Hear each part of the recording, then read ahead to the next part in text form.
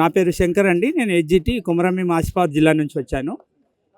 ఇప్పుడు ఏదైతే ఈ అప్గ్రేడేషన్ జరుగుతుందో 2009లోనే జీవో నంబర్ 11, 12 వాటి ఆధారంగా ప్రతి ఉపాధ్యాయుడిని కామన్ సీనియారిటీ ద్వారా పదోన్నతి ఇవ్వాలని ఆ 2 జీవోలు కూడా నేటికి ఫోర్స్లోనే ఉన్నాయి.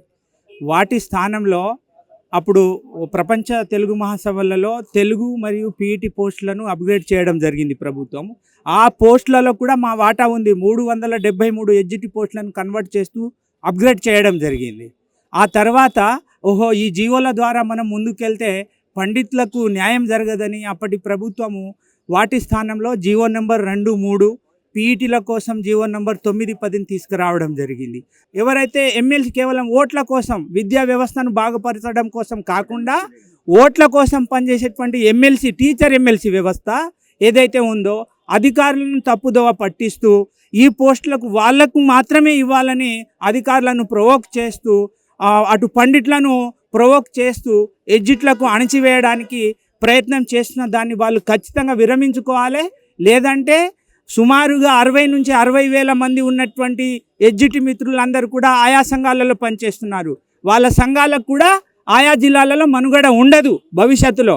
కాబట్టి ఖచ్చితంగా ఇది అన్యాయము, దుర్మార్గంగా కేవలం ఒక వర్గానికి పోస్టులను కట్టబెట్టడం అనేటువంటిది ఎప్పుడైతే ఆంధ్ర రాష్ట్రం ఏర్పడిందో ఆనాటి నుంచి నేటి వరకు ఎప్పుడు జరగలే. ఇది మొదటిసారి, చరిత్రలో కూడా లిఖించిపోతుంది. కాబట్టి దయచేసి గౌరవ ముఖ్యమంత్రి పైన మాకు అపారమైనటువంటి విశ్వాసం ఉంది. కాబట్టి మా సమస్యను వారు మీ ద్వారా తెలుసుకొని అయినా ఇప్పుడు జరుగుతున్నటువంటి వెబ్ ఆప్షన్ హడావిడి, ఈరోజు వెబ్ ఆప్షన్ వేసుకోమని ఏ అధికారి నుంచి మాకు మెసేజ్ రాలే. ఇప్పటి వరకు షెడ్యూల్ వచ్చింది కావచ్చు, కానీ అధికారికంగా డిఓ నుంచి కానీ డిఎస్సి నుంచి కానీ మా అందరి ఫోన్ నెంబర్లు ఉన్నాయి.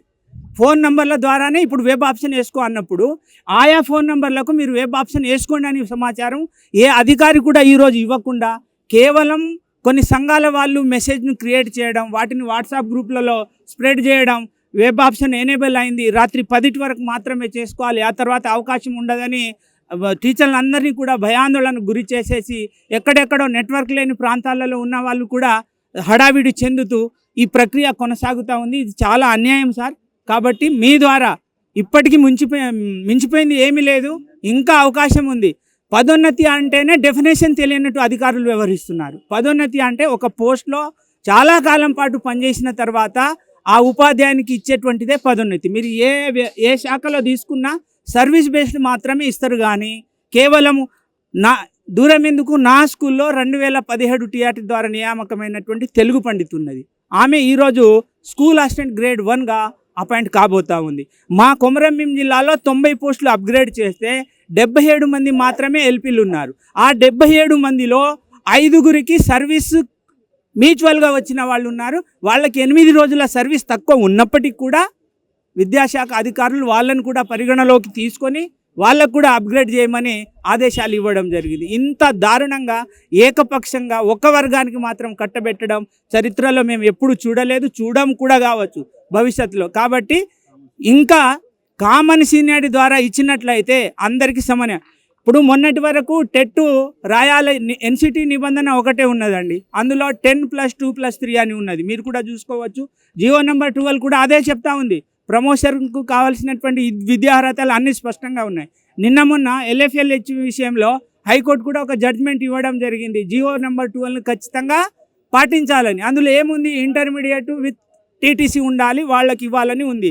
మరి అదే జీవోలో school assistant Telugu, Hindi, physical science, biological science, social study, Marathi, Urdu various సబ్జెక్ట్స్కు సంబంధించినటువంటి క్వాలిఫికేషన్స్ కూడా అందులో ఉన్నాయి. మరి ఆ జీవో LFLకు పనిచేసినప్పుడు ఎగ్జిట్లకు వేరే సబ్జెక్టులకు వెళ్ళడానికి ఎందుకు పరిగణలోకి తీసుకోదు ప్రభుత్వము? కాబట్టి ఆ జీవోను అమలు చేయాలి. అలాగే జీవో నెంబర్ 11, 12 ఆధారంగా కామన్ సీనియారిటీ ద్వారా ప్రమోషన్ ఇచ్చినట్లయితే అందరికీ సమన్యాయం జరుగుతుంది. మొన్న టెట్ విషయంలో కొంతమంది మా జూనియర్ మిత్రులు, మేము టెట్ క్వాలిఫైడ్ టీచర్స్, మాకు టెట్ వాళ్ళకు మాత్రమే ప్రమోషన్ ఇవ్వాలని కోర్టులో కేసు వేయడం జరిగింది. అప్పుడు అన్ని సంఘాల వాళ్ళు, అన్ని సంఘాలతో పాటు ఇప్పుడు ఉపాధ్యాయ ఎమ్మెల్సీలు, సీనియర్ టీచర్లు అప్పుడు లేదు, 2010కు ముందు అపాయింట్ అయిన వాళ్ళకు టెట్ అవసరం లేదని గగ్గోలు పెట్టుకున్నటువంటి సంఘాలు మరి ఈరోజు 10 కంటే ముందు అపాయింట్ అయినటువంటి టీచర్లే ఉన్నారు ఇక్కడ అందరూ సీనియర్ టీచర్స్. మరి వాళ్ళకి ఈరోజు అన్యాయం జరుగుతలేదా? టెట్ విషయంలో అన్యాయం జరిగినప్పుడు ఇక్కడ పదోన్నతి విషయంలో సీనియర్లకు అన్యాయం జరుగుతలేదా? ఈ విషయం వాళ్ళకి ఎందుకు తెలుస్తలేదు? కాబట్టి దయచేసి నేను గౌరవ ముఖ్యమంత్రి గారిని ఒకటే కోరదలుచుకున్నా, మా ఎమ్మెల్సీ, టీచర్ ఎమ్మెల్సీ, అలాగే మా ఉపాధ్యాయ సంఘాలు అందరూ కూడా అధికారులను తప్పుదోవ పట్టిస్తున్నారు. రేపటి నాడు మళ్ళీ ఎడ్జిటీలు కోర్టుకు, సుప్రీంకోర్టు, హైకోర్టులో ఫుల్ బెంచ్లోనో, అక్కడ సుప్రీంకోర్టు ఫుల్ బెంచ్లో గిట్ట దావా వేసి భవిష్యత్తులో ఎడ్జిట్లకు కూడా ఖచ్చితంగా జీవో నెంబర్ 11-12 ద్వారా కామన్ సీనియారిటీ ద్వారా ఇవ్వాలి అని తీర్పు వచ్చినట్లయితే అప్పుడు ఇప్పుడు ఇచ్చిన వాళ్ళందరూ రివర్షన్ పోతే అప్పుడు ఇప్పుడున్నటువంటి ప్రభుత్వానికి చెడు పేరు వచ్చే అవకాశం ఉంది. కాబట్టి దయచేసి ఈ విషయాన్ని గౌరవ ముఖ్యమంత్రి గారు మీ ద్వారా తెలుసుకొని అయినా మాకు న్యాయం చేస్తారని మేము కోరుకుంటున్నాం సార్. ఇది నా ఒక్కని బాధ కాదు, ఇక్కడ ఉన్నటువంటి యావత్ ఎడ్జిట్ యొక్క బాధ. సుమారుగా 65,000 మందిలో 35,000 మంది వరకు సుమారుగా సీనియర్ టీచర్సే ఉన్నారు. మరి వీళ్ళకు టెట్లో అన్యాయం జరిగినప్పుడు ఇప్పుడు ఇచ్చే పండిట్ పీఠలో అన్యాయం జరుగుతలేదని నేను ఈ ఎమ్మెల్సీలను, ఈ ఉపాధ్యాయ సంఘాలను ప్రశ్నిస్తున్నాను. వాళ్ళకు దమ్ము ఉంటే మాతోని వచ్చి వాదనకు దిగమని చెప్పండి, మేము వాదిస్తాము. ఎందుకు ఇవ్వకూడదు ఎడ్జిట్లకు మేము చెప్తాము. ఆల్రెడీ హైకోర్టులో మాధవీలత మేడం సింగిల్ బెంచ్లో చాలా క్లియర్ కట్గా ఇవ్వడం జరిగింది.